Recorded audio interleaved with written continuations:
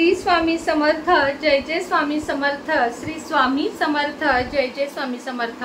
श्री स्वामी समर्थ महाराजांच्या नामस्मरणाने आजच्या व्हिडिओला सुरुवात करूया।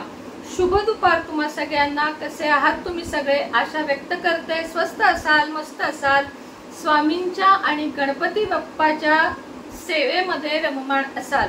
बोलता बोलता गणपती आले पण आणि अगदी 2 दिवसावर गणपती विसर्जनाची वेळ पण आली। काहींचा तर 1.5 दिवसांनी विसर्जन देखील झाला असेल। त्यामुळे आता मैत्रिणींचे प्रश्न येऊ लागले की ताई गणपती विसर्जन कसे करावे, गणपती बाप्पाची उत्तर पूजा कशी करावी। तर आजच्या व्हिडिओमध्ये तुम्हाला मी संपूर्ण ती माहिती देणार आहे की काय करावे, काय टाळावे किंवा उत्तर पूजा कशी करावी याची डिटेल मध्ये माहिती मी तुम्हाला देणार आहे। आता बघा, आपल्याला ज्या दिवशी विसर्जन करायचे आहे, गौरी सोबत करायचे आहे, अनंत चतुर्दशीला करायचे आहे किंवा तुमच्याकडे परंपरेनुसार जो कोणता दिवस असेल त्यानुसार तुम्हाला विसर्जन करायचे आहे। ज्यांनी नवीन गणपती बसवला असेल त्यांनी शक्यतो गौरी बरोबर गणपती आपला विसर्जन करावा, कारण 10 दिवस गणपती घरात म्हणजे त्याचे सगळं सोहळे किंवा सगळं पाळणं आलं। आणि आत्ताच्या धकाधकीच्या जीवनामध्ये घरामध्ये तुम्ही असाल तर ते शक्य आहे, नाहीतर आपल्याला ते शक्य नसते।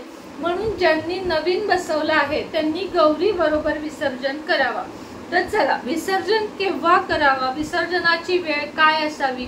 तर विसर्जनाची वेळ साधारण 4 ते संध्याकाळी 6 ही असावी। अगदी 3 संजेला सुद्धा आपला गणपती बाप्पा कधीही विसर्जन करू नये, कारण रिद्धी सिद्धींचा दाता आहे गणपती बाप्पा। त्यामुळे लक्ष्मी घरात येण्याच्या वेळेमध्ये लक्ष्मीचा म्हणजे गणपतीला आपल्याला घरातून कधीही विसर्जन करायचं नाहीये। म्हणून 4 ते 6 ही वेळ अतिशय योग्य वेळ आहे गणपती विसर्जनाची। याच वेळेमध्ये गणपती विसर्जन करावा। गणपती विसर्जन करण्याच्या वेळेस कोणीही अंगामध्ये काळे वस्त्र घालू नये। मुख्यतः आपले जे घरातील कर्ते पुरुष असतील, मुलं सध्या नाही ऐकत टोपी घाला, पण शक्यतो जे तुमचे पती असतील, वडील असतील, सासरे असतील तर त्यांना डोक्यामध्ये टोपी घालायला सांगा। आता गौरी विसर्जनाच्या दिवशी किंवा अनंत चतुर्दशीच्या दिवशी गणेश मूर्तीचे विसर्जन करावे। गणपतीला गंध, फुले, अक्षता, हळदी कुंकू, दुर्वा, शेंदूर हे सगळं वाहून घ्यायचं आहे। शेंदूर नसेल तर कुंकू वाहिले तरीही चालेल। धूप दीप ओवाळून नैवेद्य दाखवावा। कापूर लावून आरती करावी। मंत्र पुष्पांजली म्हणावी। दही, पोहे, तळलेले मोदक यांची शिदोरी गणपती बाप्पा सोबत द्यावी। तांबणामध्ये पाणी सोडावे। कुटुंबातील सर्वांनी गणपतीस नमस्कार करावा। गणपतीला अक्षता अर्पण कराव्यात आणि एक मंत्र म्हणावा, तो मी तुम्हाला इथं स्क्रीनवर देत आहे।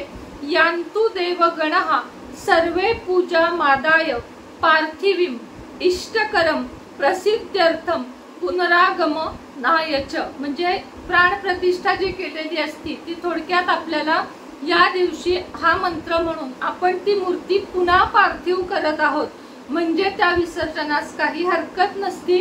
म्हणून आठवणीने हा मंत्र म्हणायचा आहे।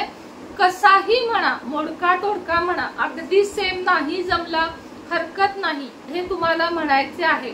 असे म्हणून कुलाचाराप्रमाणे गणपती बाप्पा मोरया असा जय जयकार तुम्हाला करून पुढच्या वर्षी लवकर येण्याची विनंती करून समुद्र, नदी किंवा जलाशयामध्ये आपल्याला गणपतीची मूर्ती विसर्जन करायची आहे। तर अशा पद्धतीने गणपतीची उत्तर पूजा करायची आहे। आता अजून एक सांगते तुम्हाला, गणपतीचे विसर्जन ज्या दिवशी आपण करणार आहोत त्या दिवशी सगळ्यात आधी गणपतीची विधिवत पूजा आपल्याला करून घ्यायची आहे।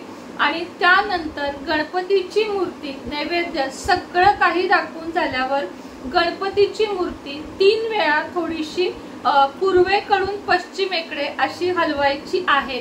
आणि मग गणपतीच्या डोक्यावर अक्षता ठेवायच्या आहेत आणि खाली जे कोणते पाट असेल त्याच्यामध्ये पण अक्षता ठेवायच्या आहेत आणि त्यावर मूर्ती आपल्याला ठेवायची आहे।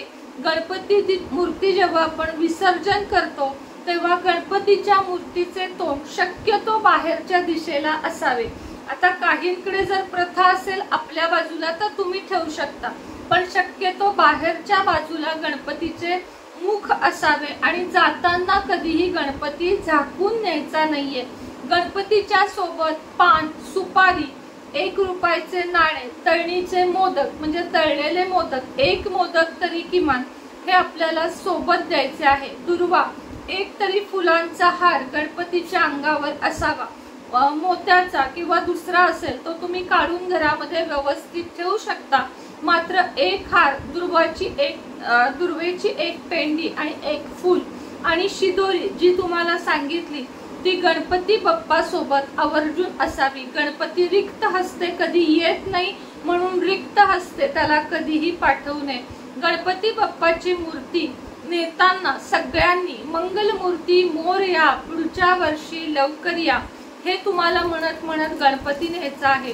हल्ली पाण्याचे कुंड असतात, त्यामध्ये विसर्जन केले तरीही चालेल। घरामध्ये पिंपामध्ये विसर्जन केले तरीही चालेल। गणपती हल्ली दान करतात की पुढच्या वर्षीसाठी दुसऱ्याच्या घरी तो जाण्यासाठी सुद्धा सिद्ध असतो, त्यामुळे आपण गणपती दान देखील करू शकतो। एक चूक प्रकर्षाने टाळायची आहे। नदी असो, विहीर असो, काही जण काय करतात की गणपतीची मूर्ती अशी लांबून वरून 10-20 फुटावरून विसर्जन करतात। ही एक चूक भयंकर महागात पडते, कारण याला अगदी साध्या भाषेत गणपती टाकणे म्हणतात, विसर्जन करणे नाही। विसर्जन करण्याची विधिवत पद्धत म्हणजे 3 वेळा पाण्यामध्ये गणपती बुडवून मोरया मोरया म्हणत मग तो गणपती थोडा वेळ, जर नदीमध्ये असेल, पाणी जास्त नसेल तर गणपती सोबत 1-4 पावले आपल्याला जाऊन मग तो विसर्जन करायचा असतो। जास्त पाणी असेल तर लांबून विसर्जन करू शकता। त्यामुळे गर्दी आहे म्हणून वरून गणपती विसर्जन करणे, विहिरीत लांबून विसर्जन करणे या चुका आपल्याला करायच्या नाही। शाडूची मूर्ती असेल खूप चांगले, नसेल तर पुढच्या वर्षीपासून शाडूची मूर्ती बसवण्याचा प्रयत्न आपल्याला करायचा आहे। गणपती मूर्तीचे विसर्जन करायला 3 जणांनी जाऊ नये, 2 जण किंवा 3 पेक्षा जास्त संख्येने जावे। गणपती विसर्जन केल्यानंतर म्हणजे विसर्जन करायच्या आधी नदी, विहीर, तलाव या ठिकाणी सुद्धा एकदा आरती आपल्याला करायची आहे। भले वाऱ्याने कापूर प्रज्वलित होऊ दे नाही होऊ दे, पण आरती अवश्य करायची आहे। गणपती विसर्जन केल्यावर विहिरीत, नदीत या ठिकाणी केले तर तिथून 5 खडे घरी घेऊन यावेत आणि जी आरास आपण केलेली असती त्या ठिकाणी ठेवावेत। गणपतीची आरास काढण्याची गडबड बिलकुलही करू नये, दुसऱ्या दिवशी आरास काढावी। आपल्या मुलांना जे विषय अवघड जातात त्या विषयांची पुस्तके गणपती गेल्यावर त्या ठिकाणी 1 रात्र ठेवावीत, म्हणजे मुलांना गणपती बाप्पाचा कृपा आशीर्वाद मिळतो। तर माझ्या मते मी सर्व माहिती तुम्हाला सांगितलेली आहे, यातून निसर्गाची हानी होणार नाही। जिथे निर्माल्याचे कुंड असतील तिथेच निर्माल्य हे करावे, पाण्यामध्ये वगैरे निर्माल्य शक्यतो तुम्ही विसर्जित करू नका, जेणेकरून आपल्या पर्यावरणाचे सुद्धा आपल्या हातून नुकसान घडून आपल्याला कळत न कळत कोणतेही दोष लागणार नाहीत। कारण पृथ्वी, नदी हे सुद्धा आपले देवता आहेत, हे आपली माता। नदीला आपण माता म्हणतो, पृथ्वीला आपण माता म्हणतो, त्यामुळे हिच्यावर कशीही कुठेही घाण आपल्याला टाकायची नाहीये। तर अशा प्रकारे गणपतीची उत्तर पूजा आणि विसर्जन आणि वेळ हे सर्व मी तुम्हाला या व्हिडिओमध्ये सांगितलेले आहे। तरीही काही अडचण असेल तर कमेंट मध्ये जरूर विचारा। श्री स्वामी समर्थ, गणपती बाप्पा मोरया।